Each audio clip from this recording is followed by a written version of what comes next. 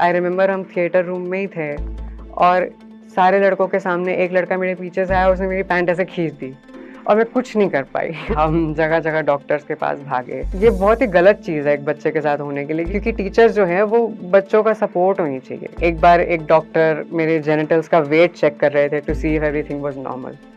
और अक्सर लोग गुस्सा होते हैं जब मैं ये कहानी बताती हूँ। फाइनली मैं एकदम टूटने की स्टेज पे आ गई, तब मैंने मेरी मम्मी को बैठ के बताया कि मम्मी, एक प्रॉब्लम है। मेरी मम्मी ने पूछा क्या? जब जोश टॉक की टीम ने मुझे एक्चुअली अप्रोच किया था कि वो मेरी स्टोरी कवर करना चाहते हैं, और उन्होंने मुझसे पहला सवाल पूछा था कि आप सबको वो लड़का तो याद होगा ना? अरे वही जो आपके स्कूल, कॉलेज या ऑफिस में था, जिसका चाल-चलन थोड़ा अलग था, शौक थोड़े लड़कियों जैसे थे। अक्सर ऐसे लोगों को हम मीठा, छक्का, सिक्सर बोलकर साइड में हट जाते हैं। उनका हम एक ही बार मज़ाक उड़ाते हैं, लेकिन हम ये सोचना भूल जाते हैं कि एक-एक बार पूरा बैच, पूरा ऑफिस या पूरा स्कूल उनका मज़ाक उड़ाता है और वो कभी जवाब नहीं देते। अक्सर वो किनारे में मुँह झुकाकर ऐसे खड़े रहते हैं या चले जाते हैं। हम कभी समझ भी नहीं पाते कि वो कहना क्या चाहते हैं, और ये कहानी उनके जवाब के बारे में है। मैं बताऊँगी कि वो क्या कहना चाहते हैं। ये कहानी ज़्यादा साल पुरानी नहीं है, कम से कम 10-15 साल ही होंगे, और उस समय मेरा नाम देव हुआ करता था और मैं वही लड़का थी जिसका सब मज़ाक उड़ाते थे। घर पे मुझे डाँट पड़ती थी क्योंकि मेरे शौक थोड़े अलग थे, और मैं बचपन से काफ़ी टैलेंटेड रही हूँ, मुझे कई चीज़ें करना पसंद था। स्पोर्ट्स हो या थिएटर हो, म्यूज़िक और डांसिंग तो बहुत ही ज़्यादा। लेकिन धीरे-धीरे मेरे हर शौक का इतना मज़ाक उड़ाया गया ना, मैंने अपने शौक पे गिव अप कर दिया। आई रिमेंबर जब मैं स्पोर्ट्स फील्ड पे जाती थी, तो वहाँ पे लड़के मेरा मज़ाक उड़ाते थे, और वो ही नहीं, जब वो स्पोर्ट्स टीचर था, वो भी मेरा मज़ाक उड़ाता था।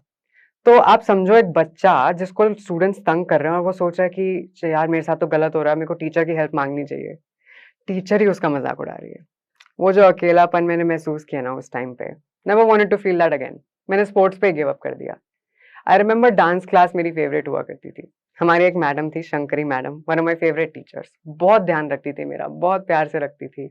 एंड आई रिमेंबर उनकी क्लास में मुझे डांस करना कितना अच्छा लगता था, बट उसमें भी मेरे शौक और प्रेफ़रेंसेस थोड़े लहराने वाले लड़कियों जैसे, और स्टेज पे तो तालियाँ बज जाती थी, लेकिन स्टेज से उतरने के बाद क्लास के लड़कों के जो ताने सुनने पड़ते थे ना, मैं नहीं सुन सकती थी। मैंने डांस करना भी छोड़ दिया। घर पे मेरे को जैसे रहना पसंद था, उसके भी लोग ज़्यादा फ़ैन नहीं थे। मुझे बहनों में उठना-बैठना ज़्यादा पसंद था और बचपन में सब चलता था। अगर छोटा बच्चा थोड़ी अलग हरकतें कर रहा है ना, तो बचपना समझ के छोड़ दिया जाता है। लेकिन एक एज आती है जब लड़के-लड़कियों में फ़र्क दिखने लग जाता है, और दूसरे भी आपसे एक्सपेक्ट करते हैं कि आप अब एक लड़के की तरह एक्ट करें, थोड़ा चौड़ के चलें, आवाज़ में थोड़ा भारीपन लाएँ और ये इतराना, शौक ये सब छोड़ दें। वो एज मेरे लिए बहुत डिफ़िकल्ट थी, जब मुझे वो चीज़ें करने को बोला जा रहा था जो मेरे पसंद की थी ही नहीं। मैं कभी समझ नहीं पाई कि मुझे ऐसा क्यों करने को किया जा रहा है, क्योंकि मेरी अंदर से जो फीलिंग थी, मैंने अपने आप को कभी एक आदमी या लड़का महसूस ही नहीं किया। मैं बचपन से अपने आप को एक लड़की या औरत के रूप में ही देखती थी, और फिर जब बाहर वाले लोगों से मुझ पे ये दबाव आया कि मैं उससे अलग हटकर एक ज़िंदगी जिऊँ, तो वो मेरे लिए बहुत मुश्किल हो गया। आई रिमेंबर 14 साल की उम्र, 13-14 साल की उम्र, जिसमें अक्सर बच्चे प्यूबर्टी स्टार्ट करते हैं और आपके शरीर में अलग-अलग तरीके के बदलाव आते हैं। वो टाइम बहुत ज़्यादा मुश्किल था मेरे लिए, जैसा कि कई ट्रांसजेंडर लोगों के लिए होता है। क्योंकि उस समय में मेरा शरीर एक ऐसे तरीके से डेवलप करने लग गया, जो मुझे नेचुरल या राइट नहीं फ़ील हो रहा था। मैंने सोचा था मैं बड़ी होके एक लड़की बन जाऊँगी, और अब दाढ़ी मूंछ आ रही है।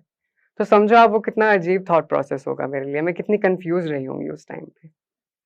और इस टाइम मैं अपने बारे में इतना बुरा फ़ील करती थी, अपने आप को इतना कम समझती थी कि मैंने लोगों से घुलना-मिलना बिल्कुल छोड़ दिया। अपने सारे टैलेंट, स्कूल में पढ़ाई, सब चीज़ों में पिछड़ गई, अकेले अपने किनारे में चली गई। स्कूल की शुरुआत में 2nd-3rd क्लास तक मेरे बहुत सारे दोस्त हुआ करते थे, और मैं सबसे बात करती थी, लड़कियों से भी, लड़कों से भी।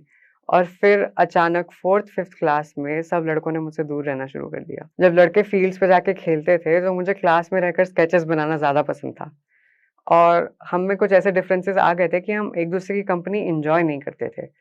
और 6th-7th क्लास के अराउंड मैंने कई नए-नए वर्ड सुने, जब लोगों ने मुझे मीठा, छक्का और सिक्सर बोलना शुरू करा।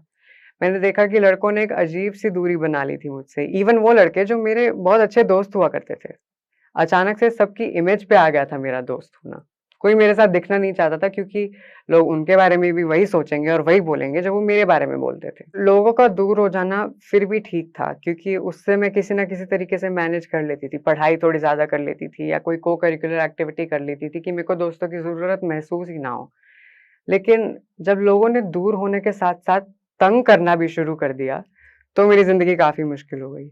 आई रिमेंबर जब मैं स्कूल में जाया करती थी, बॉयज़ वॉशरूम में जाया करती थी उस समय पे क्योंकि मैं लड़का थी उस समय पे और आते-जाते लड़के मुझे जगह-जगह पे पैट कर रहे हैं, अजीब-अजीब बातें कर रहे हैं और मतलब मुझे बड़ा अजीब-सा लगता था और बोलने में भी शर्म आती थी क्योंकि एक शेम होती है ना अपने आप में कि तुम खुद भी तो लड़के हो, तुम्हारे साथ ऐसा कैसे हो सकता है? तुम किसी को मत बताओ। तो उस शर्म में मैं किसी को बोल नहीं पाई।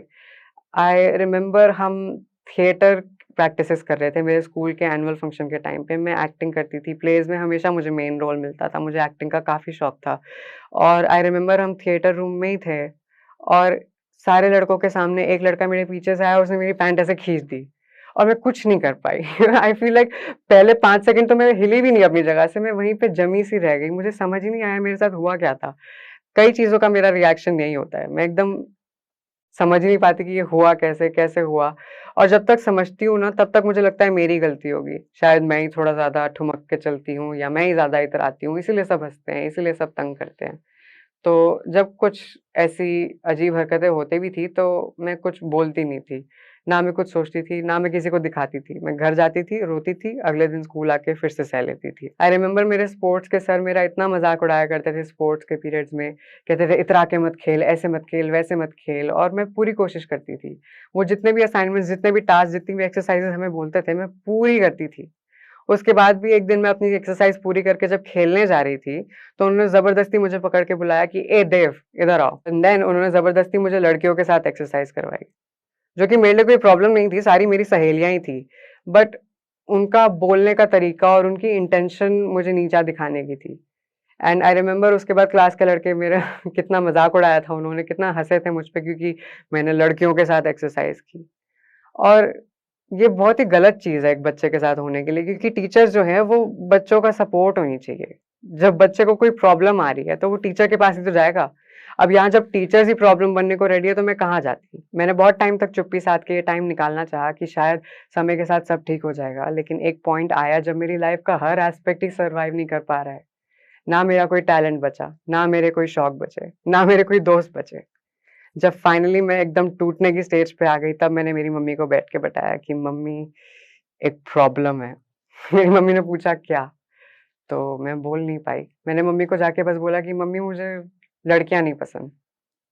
फिर मेरी मम्मी ने एक्चुअली बोला कि देव बेटा तुम कह रहे हो तुम गे हो? मैं डर गई और मैंने सोचा कि इसी को हाँ बोल देती हूँ क्योंकि पूरी बात बताई तो शायद हार्ट अटैक ही ना आ जाए।